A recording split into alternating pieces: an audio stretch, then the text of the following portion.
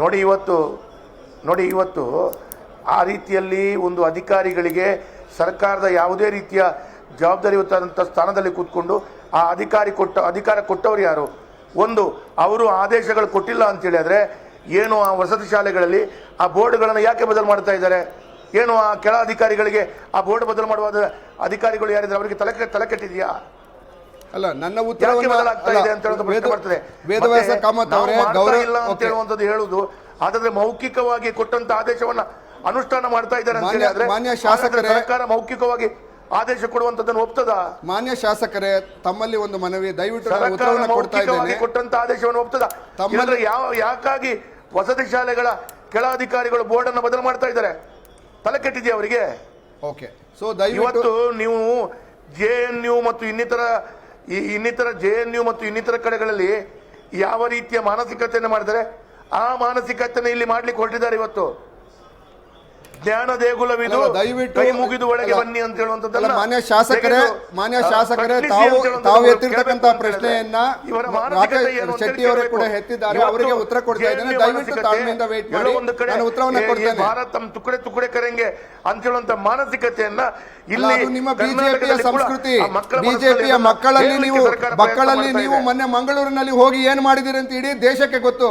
ತಾವು ಇಲ್ಲದೆ ಇರತಕ್ಕಂತ ಒಂದು ಬೆಂಕಿ ಹಚ್ಚುವಂತ ಪ್ರಯತ್ನವನ್ನ, ಧರ್ಮದ ವಿಚಾರವನ್ನ ಮಕ್ಕಳ ಬಾಯಲ್ಲಿ ತಂದಿದ್ದೀರಿ.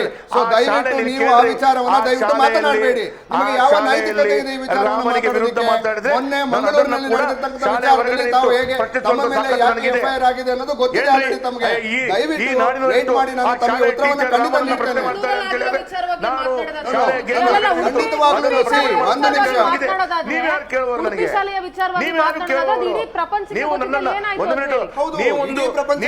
ಏನಾಗಿಲ್ಲ. ಬಿಜೆಪಿ ಕೇವಲ ರಾಜಕೀಯ ದ್ವೇಷಕ್ಕೋಸ್ಕರ, ರಾಜಕೀಯ ಲಾಲಸೆಗೋಸ್ಕರ ಮಾಡಿರ್ತಕ್ಕಂಥ ಕೇವಲ ಒಂದು ನೀವೇನು ಒಟ್ಟಾಗಿ ತಿಂತೀರಿ? ಹಾಗಾದ್ರೆ ರಾಮ ನಮ್ಮ ತಾವೇನೋ ಗೊತ್ತಿಲ್ಲ ಸರ್. ಕೇಳ್ತೇನೆ, ಯಾವುದಾದ್ರು ಯೇಸು ಅಥವಾ ಅಲ್ಲನಿಗೆ ಮಾತಾಡಿದ್ರೆ ಇವತ್ತು ಭಾರತದಲ್ಲಿ ಏನಾಗ್ತಿತ್ತು? ಅದೇ ಮಣಿಪುರದಲ್ಲಿ ಆದಂತ ಘಟನೆ ಬಗ್ಗೆ, ಒಬ್ಬ ಹೆಣ್ಣು ಮಗಳಿಗೆ ನೀವು ನೇಕೆಡ್ ಆಗಿ ಕರ್ಕೊಂಡೋಗಿದ್ದನ್ನ ತಾವು ಸಮರ್ಥಿಸ್ಕೊಳ್ತೀರಾ?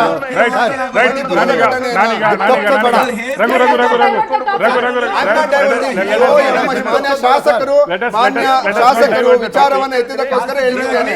ನಾನಿವತ್ತು ಕೇಳ್ತಾ ಇರ್ತಕ್ಕಂಥದ್ದು, ಮಾನ್ಯ ಶಾಸಕರೇ, ನಿಮ್ಮದೇ ಸರ್ಕಾರ ಇದ್ದಾಗ ಶೂ ಅನ್ನ ಕೊಡಕ್ಕಾಗ್ತಾ ಇರ್ತಕ್ಕಂಥ ಸಾಮರ್ಥ್ಯ ಇರ್ತಕ್ಕಂಥ ಅಸಮರ್ಥ ಸರ್ಕಾರ ತಮ್ಮದು. ಇವಾಗ ಯಾವ ನೈತಿಕತೆ ಮಾತಾಡೋದಕ್ಕೆ? ಸೊ ತಾವು ಶೂ ಸಾಕ್ಸ್ಗಳನ್ನ, ಸೈಕಲ್ಗಳನ್ನ ಕೊಡಕ್ಕಾಗದೇ ಇರ್ತಕ್ಕಂಥ ಸರ್ಕಾರ, ನಿಮಗೆ ಯಾವ ನೈತಿಕತೆ ಇದೆ ಚರ್ಚೆ ಮಾಡೋದಕ್ಕೆ? ಸೊ ಮೊದಲನೇದಾಗಿ ಸರ್ಕಾರ ಯಾವುದೇ ಆದೇಶವನ್ನು ಹೊರಡಿಸಿಲ್ಲ. ಸರ್ಕಾರ ಯಾವುದೇ ಆದೇಶವನ್ನು ಹೊರಡಿಸಿಲ್ಲ ಅಂದಾಗ ಈ ವಿಚಾರದ ಚರ್ಚೆಯೇ ಅಪ್ರಸ್ತುತ. See, this is very important topic.